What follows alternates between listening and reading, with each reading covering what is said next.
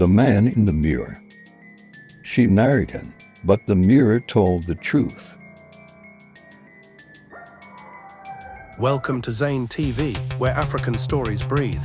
The home of powerful African stories. Relax and let the story begin. Don't forget to subscribe.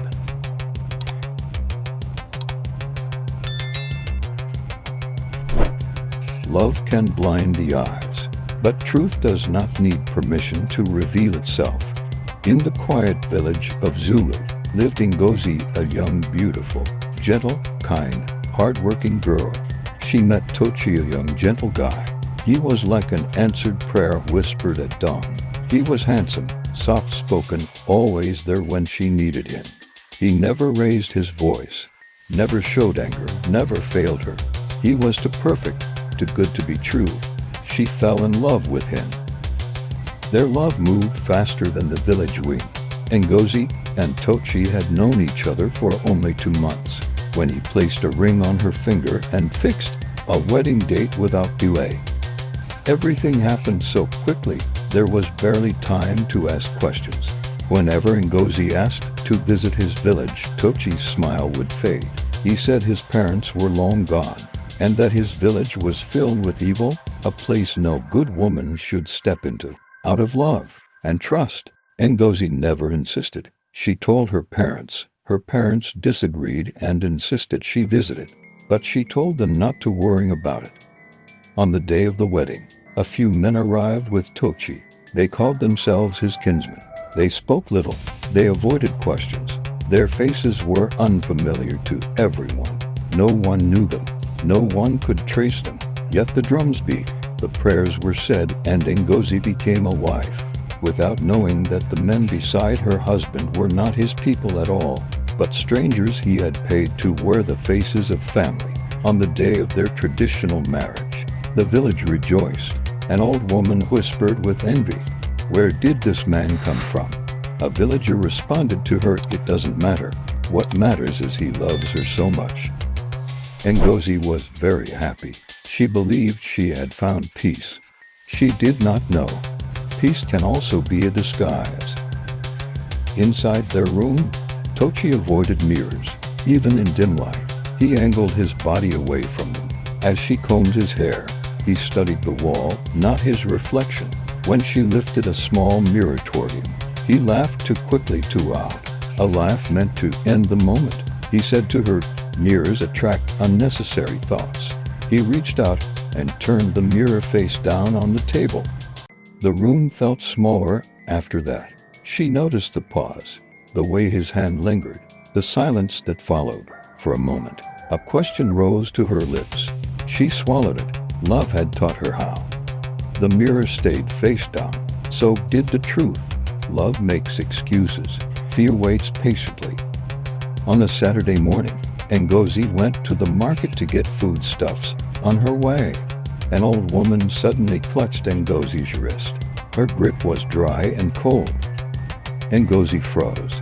The woman's eyes were sharp to sharp, unblinking, as if she was staring through her, not staring at her. The old woman said to her, "Does your husband see himself in the mirror?" Ngozi let out a soft laugh, too quick, too forced. Ngozi asked, "Why would you ask me something like that?"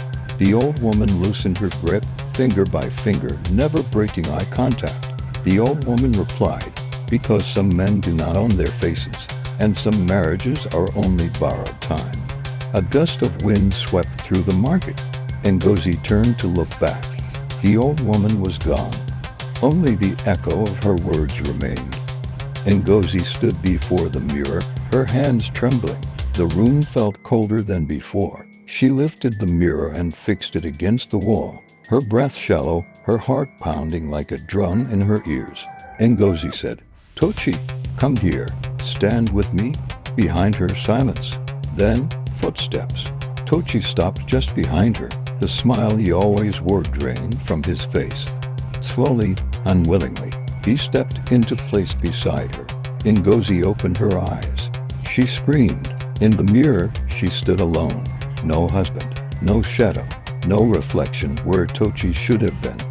Only her wide, terrified eyes staring back at her. only the sound of her breathing, and a silence that swallowed the room whole. Tochi's voice echoing from every corner of the room. I died long ago. My spirit never found rest. I wandered, unseen, unheard, forgotten. Then I saw you. Ngozi trembled. You laughed. You prayed. You believed. And I fell in love with you. You were never meant to know the truth. Never meant to see beyond the face I borrowed. Ngozi's knees hit the floor. Her chest burned with fear and heartbreak.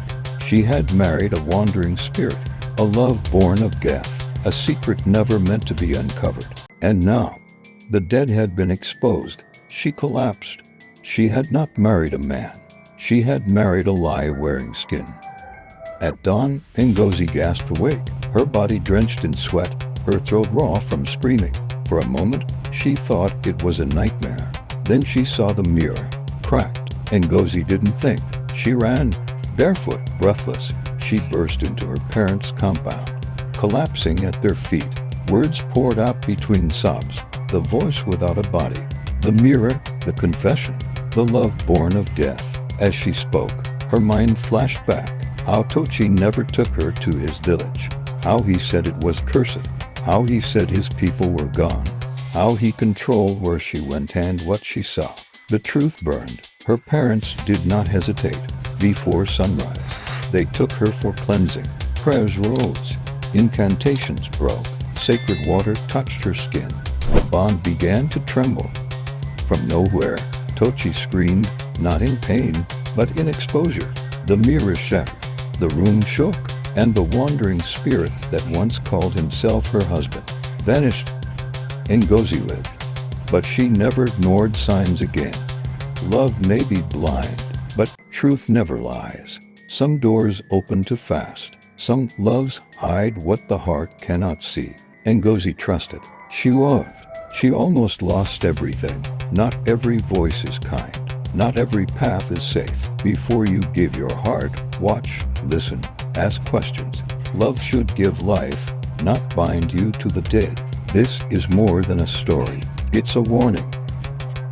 Thank you for watching ZayneTV. Please like, share and subscribe. More powerful African stories are coming your way. Stay tuned.